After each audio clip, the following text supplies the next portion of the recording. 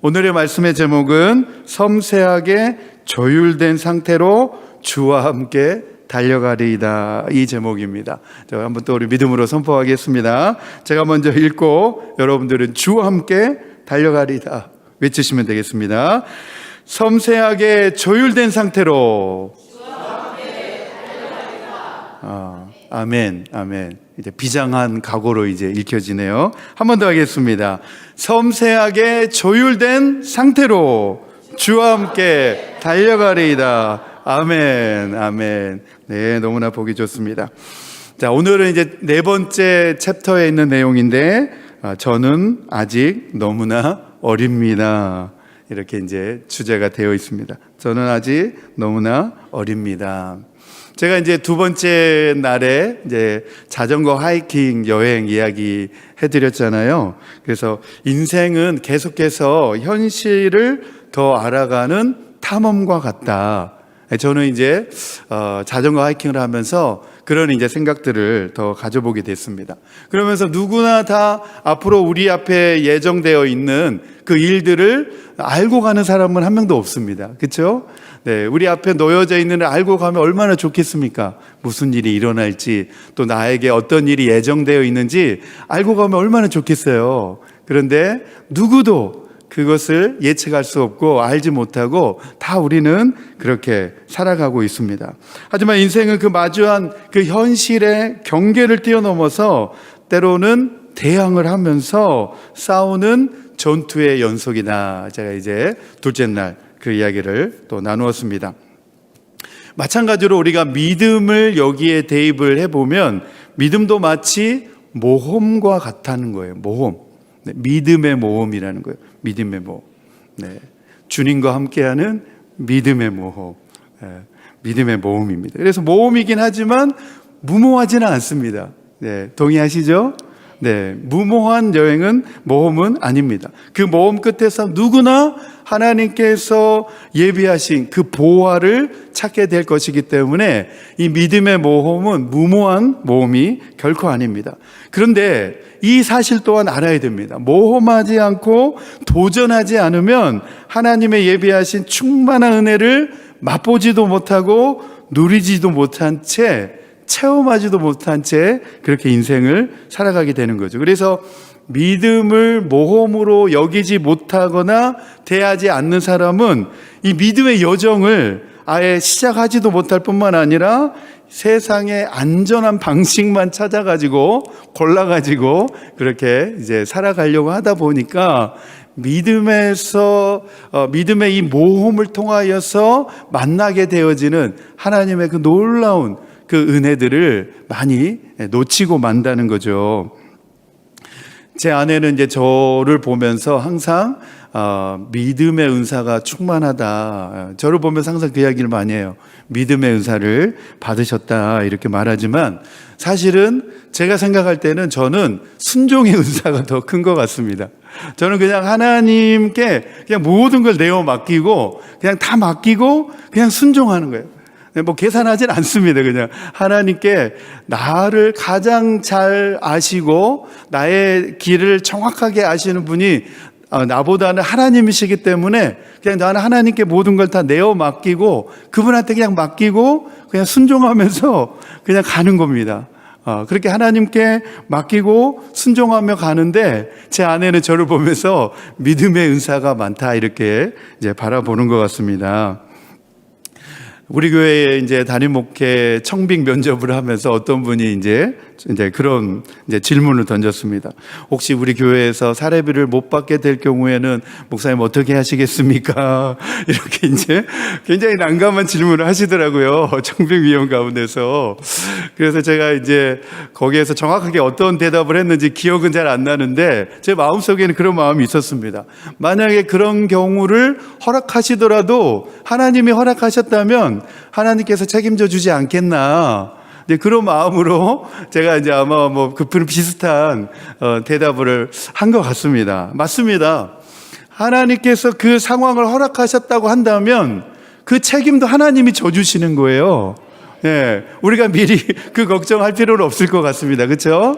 네, 그 상황과 여건을 허락하셨다면 책임져 주시는 분도 하나님이시기 때문에 우리는 하나님을 바라보고 하나님께 맡기고 나아가면 될 줄 믿습니다. 네. 그래서 이제 제가 볼 때, 제가 이제 와서 이제 들은 이야기인데, 네, 아마 이렇게 두 분 목사님이 이제 최종 후보로 이렇게, 된 것 같더라고요. 청빙위원회에서. 그런데 이제 제가 이제 기다리고 면접을 이제 보고 이제 기다리고 있는데, 한 분 목사님이 이제, 본인이 포기하셨다고 그러시더라고요. 그래서 그 차이인 것 같아요. 믿음의 모험을 누가 하느냐의 그 차이인 것 같습니다. 우리는 하나님을 바라보면서 믿음의 모험을 하니까 결국 하나님이 저를 이곳에 보내주신 것 같아요. 네, 안 그랬으면 저를 못 만났을 뻔했잖아요. 그렇죠? 네. 저는 믿음의 모험을 선택을 한 겁니다. 네, 하나님이 인도해 주시면 가라는 곳으로 나는 가겠다 라고 하는 마음으로 모든 것을 다 하나님께 맡겼더니 또 우리 서울 장로교에서 저를 또 이렇게 청빙해 주시는 은혜를 입어서 또 여러분들과 이렇게 만날 수 있는 은혜도 입게 된 줄로 믿습니다. 자, 첫 번째 주제입니다. 첫 번째 주제 우리 같이 읽겠습니다.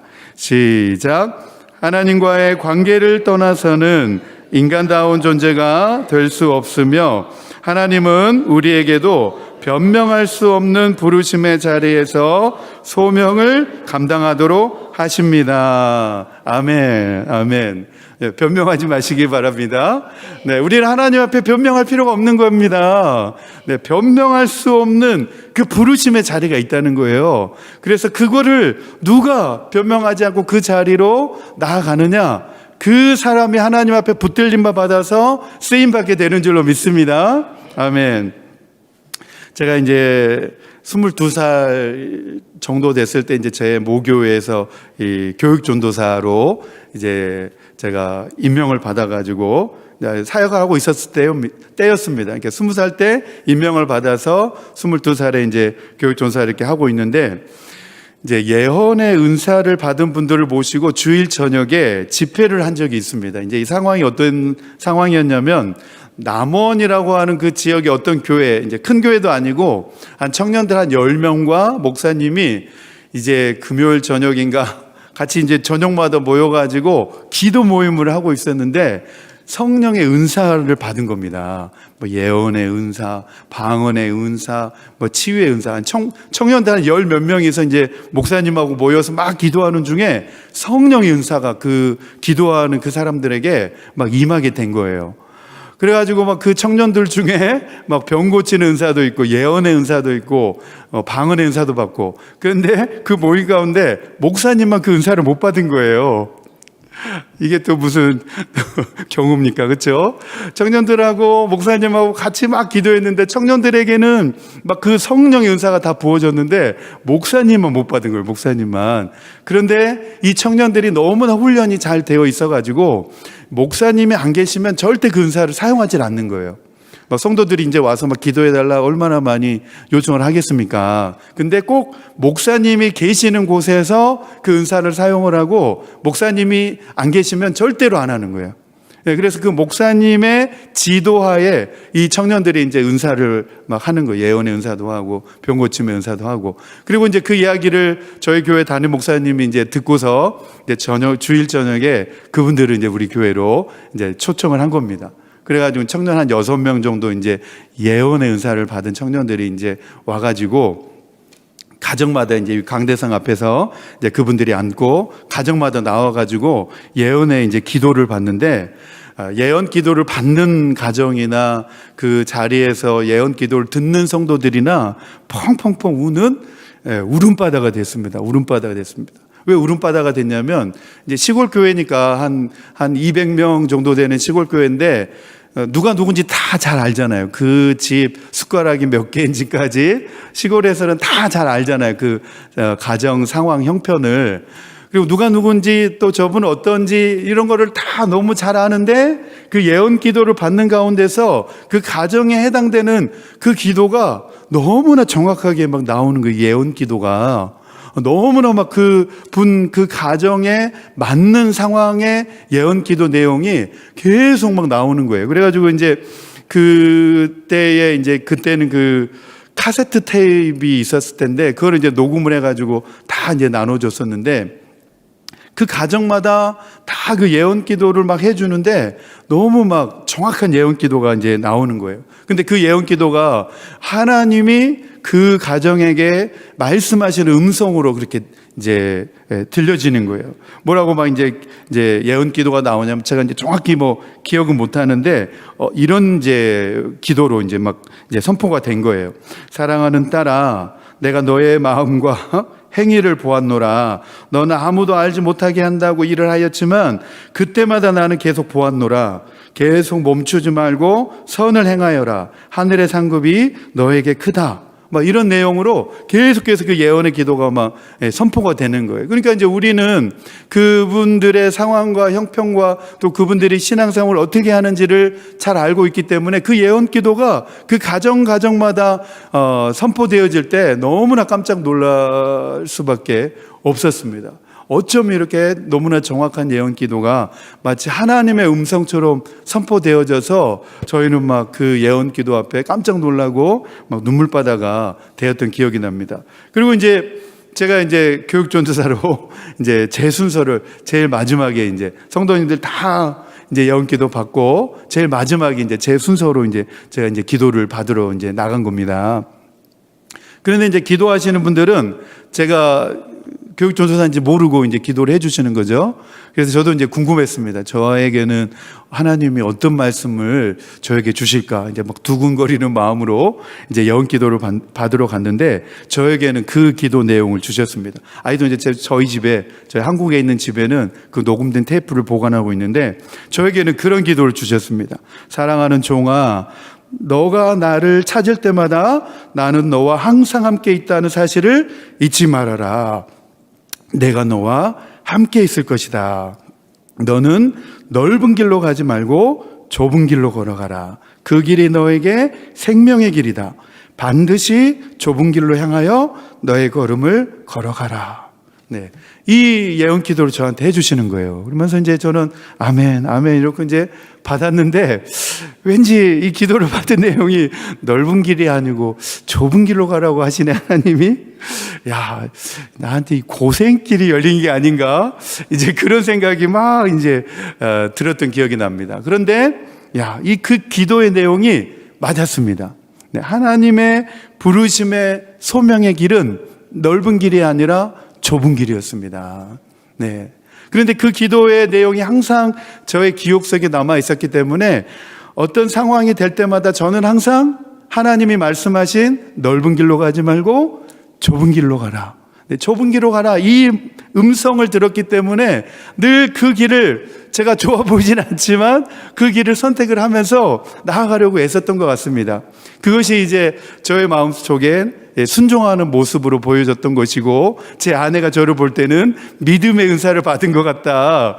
그렇게 이제 보여졌던 것 같습니다. 하지만 저는 하나님이 저에게 주셨던 음성이 넓은 길로 가지 말고 좁은 길로 가라. 이 말씀을 하셨기 때문에 늘 그 음성을 기억하고 되뇌이면서 항상 그 길을 가려고 노력하고 힘썼던 것 같습니다.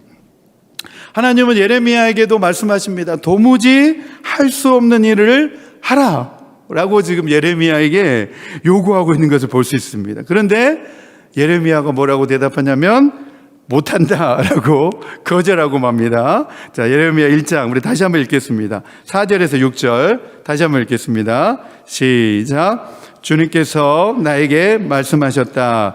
내가 너를 모태에서 짓기도 전에 너를 선택하고 내가 태어나기도 전에 너를 거룩하게 구별해서 뭇 민족에게 보낼 예언자로 세웠다. 내가 아뢰었다. 아닙니다. 주 나의 하나님, 저는 말을 잘할 줄 모릅니다. 저는 아직 너무나 어립니다. 네, 하나님이 예레미야에게 내가 너를 예언자로 세웠다 이렇게 말씀하시니까 예레미야가 뭐라고 대답하냐면 아닙니다 하나님, 나는 어려가지고 말을 잘 못합니다. 나는 예언자의 자격이 없습니다 라고 지금 이 예레미야가 그렇게 하나님 앞에 대답하고 있는 것을 볼 수 있습니다.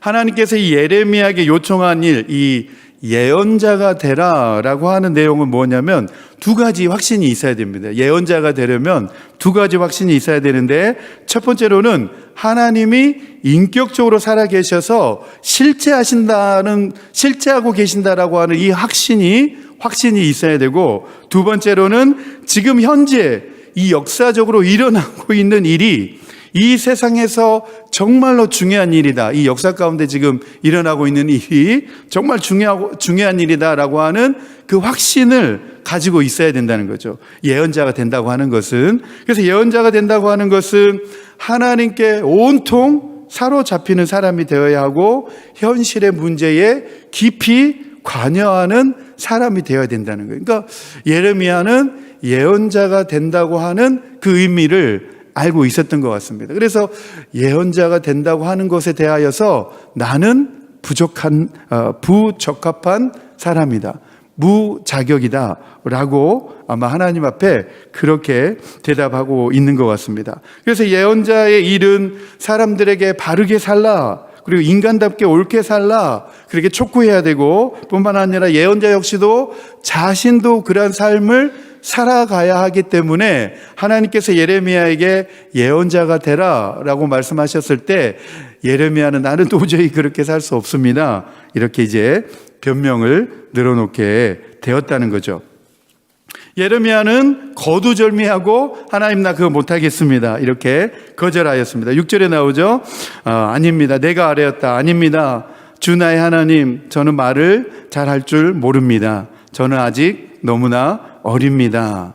네, 자신은 아직 예언자가 되기에는 자격을 갖추지 못했습니다 라고 대답을 한 거죠. 그리고 자신은 아직 예언자가 되기에는 부적합한 사람입니다, 그렇게 이제 이야기를 한 겁니다. 아마 우리 역시도 하나님이 부르시는 이 부르심의 소명의 자리에서 아마 예레미야와 같이 우리도 익숙한 변명을 늘어놓을 수 있습니다. 저는 아직 그거 감당하기에는 너무 어립니다. 저는 주부인데 제가 뭘 할 수 있겠습니까? 저는 일개 평신도입니다. 저희가 그걸 너무 맡기에는 부담스럽습니다. 저는 요즘 바빠서 시간이 부족합니다. 저는 훈련을 제대로 못 받았기 때문에 그 전혀 할 줄 모릅니다. 저는 목사님 자신감이 없습니다. 이런 익숙한 변명들을 우리들은 늘어놓을 수 있습니다. 제가 이제 이번 특별 저녁 예배 하면서 여러 가지 간증들을 많이 나눴는데, 이 간증을 나누면서 참 조심스러운 부분도 있습니다. 이제 왜냐하면 간증을 하다 보면 이제 듣는 성도님들이 마치 이제 간증하는 간증자를 마치 대단한 사람처럼, 영웅처럼 여기는 그런 그 경우가 생기기 때문에 간증하는 일이 참 조심스럽긴 합니다. 그러지만 이제 그 간증 가운데 하나님이 어떻게 행하시고 일하셨나라고 하는 것을 또 드러내고 또 나누어야 되기 때문에 이제 간증을 하게 되는데, 저는 이제 한국에서 제 마음 가운데 품고 있던 꿈이 교수가 되는 게 꿈이었습니다. 사실 한국에서 이제 교수가 되는 게 꿈이어서 미국에 이제 유학을 하고 박사과정 이제 학위를 이제 공부하기 위해서 미국에 이제 유학을 이제 나오게 됐는데, 이제 미국에 유학 가서 이제 그 모든 일들이 잘 풀리는 듯 했습니다. 하지만 이제 시간이 지나면서 제가 원하였던 방향대로 다 꼬이면서 풀리지는 않았습니다. 이제 그 일들은 이제 뭐 다 이 시간에 이제 해줄 수는 없지만, 그런데 하나님의 계획과 하나님의 시간표가 나의 생각과 다른 데 있었습니다. 제가 이제 전에 사역하던 교회에서 이제 교회가 크기 때문에 부목사님들이 한 열 몇 분 정도 됩니다. 근데 이제 교회에서 새로운 사역을 시작하겠다. 그래서 이제 청년들과 이제 이런 교제, 이제 그런 이제 미니스트리를 새롭게 이제 교회에서 시작하겠다 해가지고 이제 담임 목사님이 그 사역을 이제 새롭게 이제 시작하겠다 공포를 했습니다.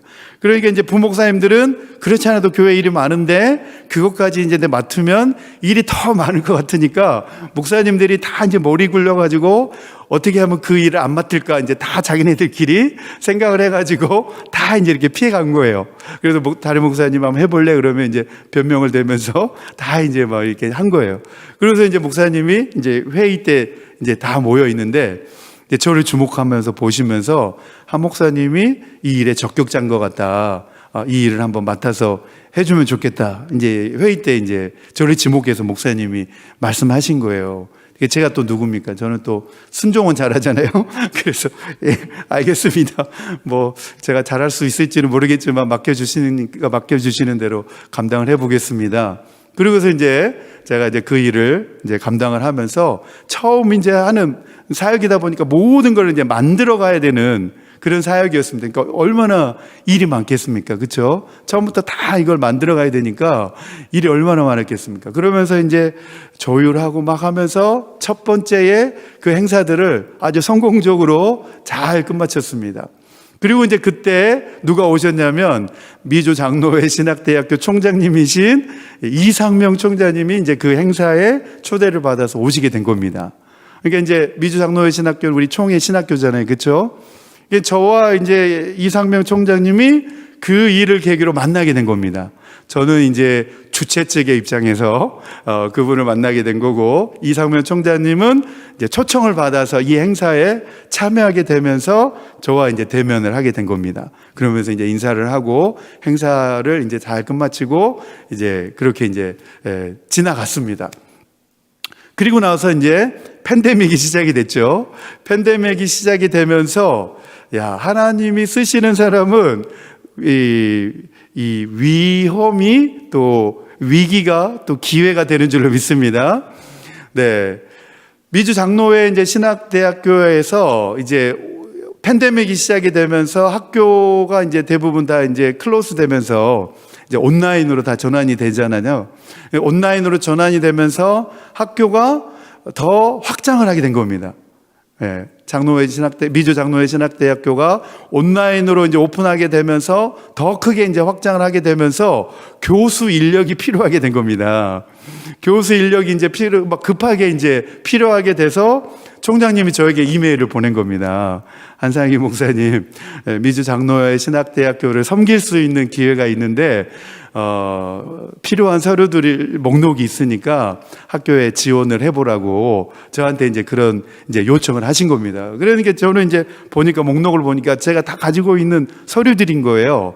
그래가지고 이제 그 요청한 대로 제가 서류를 이제 보냈고 학교에서 이제 면접을 이제 기관 이제 담당하시는 분들과 면접을 보고 그리고 이제 통과가 돼가지고 이제 2020년도부터 미주 장로회 신학대학교에서 교수 임용이 된 겁니다.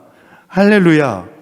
네. 하나님의 은혜가 저에게는 정말 생각지 못한 방법에서 그렇게 이루어지게 된 겁니다. 무슨 말을 하려고 하느냐. 순종하는 사람에게는 하나님이 언제나 그 기회를 열어주신다는 거죠. 네. 순종하는 사람에게 하나님이 그 길을 열어주신다는 거죠. 네. 제가 이상명 총장님과 전혀 관계도 없었습니다. 하지만 제가 담임 목사님께서 그 새로운 미니스트리를 해보려고 할 때에 한번 해보라 라고 했을 때 저도 만약에 변명을 대면서 그거 제가 못합니다 라고 만약에 했다면 저는 이상명 총장님과의 전혀 그런 만남과 교감도 이루어지지 않았을 겁니다. 하지만 저에게 그 일을 해보라고 했을 때 제가 순종함으로 그 일을 감당하게 되고 그리고 하나님이 알 수 없는 방법으로 또 이상면 총장님과의 그런 만남을 허락하여 주셔서 또 교수의 사역을 감당할 수 있도록 해주신 그 일들을 볼 때에 우리가 하나님 앞에 순종함이 우리에게 주시는 은혜가 있다라고 하는 사실을 우리가 기억해야 될 것 같습니다. 하나님은 이 예레미야가 못하겠습니다 변명을 늘어놓았을 때 뭐라고 하냐면 그 변명 자체도 하나님은 거부하시는 걸 볼 수 있습니다. 우리 예레미야 1장 7절에서 10절 말씀입니다. 예레미야 1장 7절에서 10절 같이 읽겠습니다. 시작. 그러나 주님께서 나에게 말씀하셨다. 너는 아직 너무나 어리다고 말하지 말아라. 내가 너를 누구에게 보내든지 너는 그에게로 가고 내가 너에게 무슨 명을 내리든지 너는 그대로 말하여라. 너는 그런 사람들을 두려워하지 말아라. 내가 늘 너와 함께 있으면서 보호해 주겠다. 나 주의 말이다. 그런 다음에 주님께서 손을 내밀어 내 입에 대시고 내게 말씀하셨다. 내가 내 말을 내 입에 맡긴다. 똑똑히 보아라. 오늘 내가 뭇 민족과 나라들 위에 너를 세우고 내가 그것들을 뽑으며 허물며 멸망시키며 파괴하며 세우며 심게 하겠다. 아멘, 아멘. 네, 우리 변명을 들어놓을 때 하나님은 그렇게 아직 어리다고 말하지 말아라. 내가 너를 누구에게 보내든지 너는 그에게 가고 내가 너에게 무슨 명을 내리든지 너는 그대로 말하여라. 네, 이 말씀 가운데서 우리가 하나님 앞에 순종하기만 하면 하나님은 그 일을 감당할 수 있는 능력을 더딥혀 주시는 줄로 믿습니다. 네, 우리에게 어떤 일이 맡겨진다고 할 때 그것이 벅차다고 피하지 말아야 됩니다. 네, 우리의 느낌이 우리 삶에 어느 정도 참여할 것인지를 결정해서는 안 되고 우리의 경험이 우리가 할 일이나 우리의 인물됨을 좌우하는 것도 아니라는 거죠. 모든 것을 결정하시는 분이 누구냐? 바로 하나님이시라는 겁니다. 할렐루야. 네, 우리에게 맡기시면 우리는 그 명령을 받아서 순종하기만 하면 그 모든 능력을 감당할 수 있는 능력을 하나님이 다 더딥혀 주신다라고 하는 사실입니다. 우리는 순종하며 나아가기만 하면 된다는 것입니다. 하나님은 하나님의 뜻에 따라 우리가 어떤 일을 하도록 또 어떤 인물이 되도록 자격을 부여해 주시기 위해서 우리를 선택하신다고 하는 사실입니다. 네, 내가 자격이 안 됩니다 라고 변명하지 말라는 겁니다. 하나님이 우리를 선택하신 이유는 그 일을 감당하도록 그 자격을 부여해 주기 위해서 우리를 선택하신다는 겁니다. 그 말씀이 바로 예레미야 1장 18절과 19절에 나옵니다. 같이 한번 읽어보겠습니다. 18절 19절 같이 읽겠습니다. 시작. 그러므로 내가 오늘 너를 튼튼하게 방비된 성읍과 쇠기둥과 노성벽으로 만들어서 이 나라의 모든 사람 그 유다의 왕들과 관리들에게 맞서고 제사장들에게 맞서고 이 땅의 백성에게 맞서게 하겠다. 그들이 너에게 맞서서 덤벼들겠지만 너를 이기지는 못할 것이다. 내가 너를 보호하려고 너와 함께 있기 때문이다. 나 주의 말이다. 아멘, 아멘, 아멘. 누가 하신다는 거예요? 하나님이 하신다는 겁니다. 내가 너를 보호하려고 너와 함께 있기 때문이다. 아멘. 실제로 예레미야가 예레미야 선지자의 사역을 감당하면서 능력 있게 이 하나님이 말씀하신 대로 이 사역을 감당하게 된 것을 볼 수 있습니다. 이스라엘 전 역사를 통틀어서 가장 혼란스럽고 어지러웠던 이 기간에 40년 동안 예레미야는 예언 활동을 하면서 정말로 난공불락과 같은 존재가 되어서 예언자로서 하나님의 능력을 덧입어서 그 사명을 감당했던 것을 볼 수 있습니다. 예레미야는 내면적으로 엄청난 번민에 휩싸이는 경우도 있었지만 그러나 예언자로서 한 번도 정도를 일탈한 적이 한 번도 없었습니다. 그는 자기 나라의 왕과 백성들로부터 무자비하게 조롱을 당하고 가혹하게 박해를 받았으나 곁길로 한 번도 나간 적이 없었습니다. 그에게 찾아와서 변절을 요구하고 타협을 요구하였지만 그리고 포기와 은닉할 것을 강요하였지만 그러한 압박에도 불구하고 그는 단 한 번도 굴복하지 않고 하나님의 예언자로서 하나님의 말씀을 선포한 그런 예언자가 되었습니다. 그야말로 하나님에 의하여서 노성벽과 같은 존재가 되었다라고 하는 사실입니다. 오늘 이제 예레미야의 소명에 관한 말씀을 우리가 이제 살펴보게 됐는데 예레미야를 이제부터 한번 읽어보시기 바랍니다. 하나님에 의하여 붙들림 바 되어서 노성벽과 같이 쓰임받은 그의 삶의 일대기를 그의 인생을 우리가 오늘 말씀으로 살펴보게 되었습니다. 내 인생을 붙잡아 주시는 분은 바로 하나님이신 줄로 믿습니다. 나의 인생을 노성벽과 같이 이번 하반기 동안에도 이끌어 가시고 주관해 가시는 분이 그리고 능력을 더집혀 주시는 분이 바로 나의 하나님이신 줄로 믿습니다. 네, 여러분 나는 아직 어립니다 라고 변명을 늘어놓지 마시기 바랍니다. 네, 순종하고 또 순종하며 하나님 앞에 응답하며 나가면 그 다음은 하나님이 책임져 주실 줄로 믿습니다. 아멘.